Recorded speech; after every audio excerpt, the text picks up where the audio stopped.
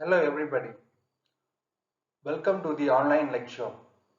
This lecture I would like to discuss the poem Send My Boy to School by Vaman Kadak. The poem was actually written in Marathi. Then it was translated into English by Priya Adarkar. I chose this poem because it is a sensually appealing poem which emphasizes the importance of education. Then let me tell about the poet. Vaman Kadak is a Marathi poet and playwright.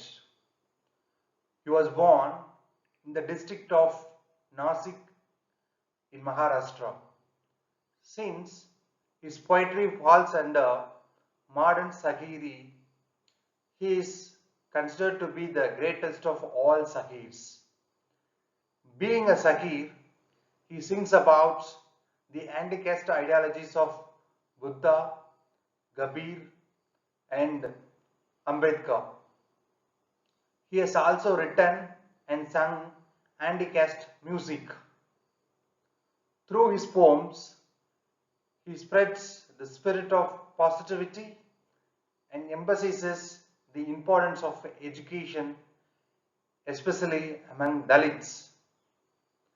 Then, admiring his greatness, Professor Vital Shinte calls him as modern Kabir. Then let me tell about the poem. Generally, Dalit writings seek for freedom, fraternity, and equality.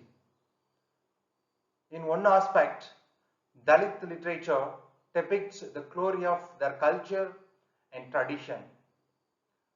On the other aspect, it talks about the pain that they experience through the society in which they live. Even they are not respected by the people in their society. So, most of the Dalit writers in their writings seek for human dignity. Hence, they consider education as a tool not only to improve their lifestyle but also a powerful weapon against the social injustice. Therefore, the key aspect of Dalit writing is to get educated. This poem, Vaman Kadak, appeals the same. Let us discuss the text, Send My Boy to School. Let me read the text. Send my boy to school, Lord and Master. I tell you, send my boy to school. From the first stanza itself, it could be realized that the importance of education in the lives of Dalits. And also, it makes a sensual appeal, especially the opening line, send my boy to school, evokes the inner voice of a mother who longs for her son to get educated. She submissively appeals the Lord and her master to send her boy to school. It clearly shows the indispensable role played by education in Dalit lives. Then let me read out the next stanza. We may be terribly poor, famine may knock at our door. I will see that he gets to school. Send my boy to school each. In this stanza, again the poet stresses the importance of education through the mouthpiece of the poor mother. She says that though her family is terribly poor and famine is the guest who visits the house regularly to bound their stomach, she wants to see her son going to school. It shows that for getting education, Dalits are ready to bear any sort of plight and predicament. Then let me read the next stanza. If the legs of your garment is rent, I promise to patch and mend. For my garment, my needle's the tool. Send my boy to school each. In this stanza, the poet pictures the selfless love of the mother.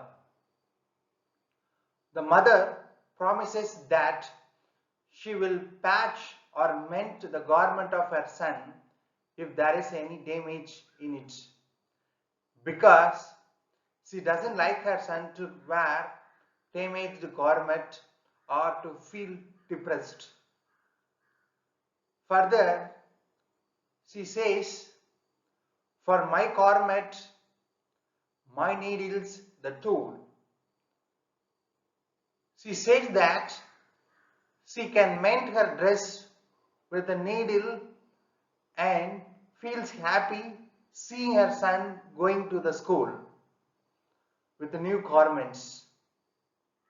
It shows her selfless and boundless love for her son. Then the next stanza. If my clothes are torn, what do I care? My boy must never go bare. What use I have for a jewel? Send my boy to school each. In this stanza, again the poet projects the selfless love of the mother. She doesn't care about herself, and even she doesn't hesitate to wear damaged clothes. But she never allows her son going to school with a bare body. Further, she says, what use I do have for a jewel? It shows that she won't give any room for her own desire. The only thing she longs for is her son's education. Then the next stanza. He has got something from the society. In return, my boy is going to learn. He will be a lawyer. Nobody's fool. Send my boy to school each. In this stanza, the mother says that so far her son has been ill-treated by the society.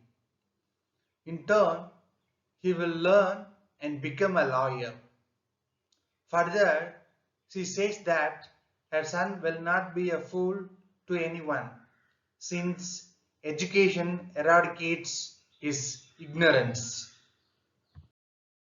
Then the next stanza.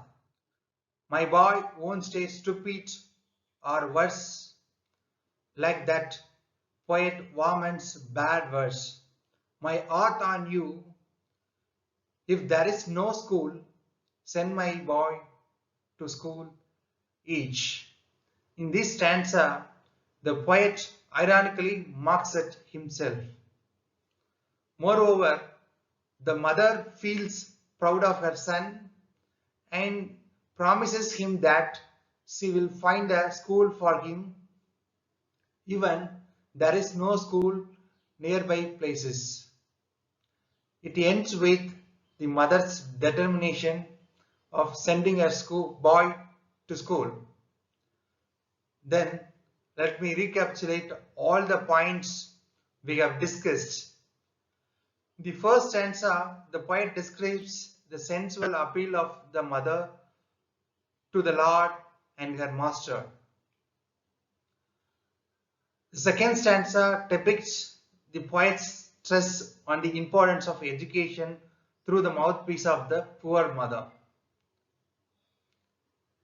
The third and fourth stanza picture the selfless love of the mother.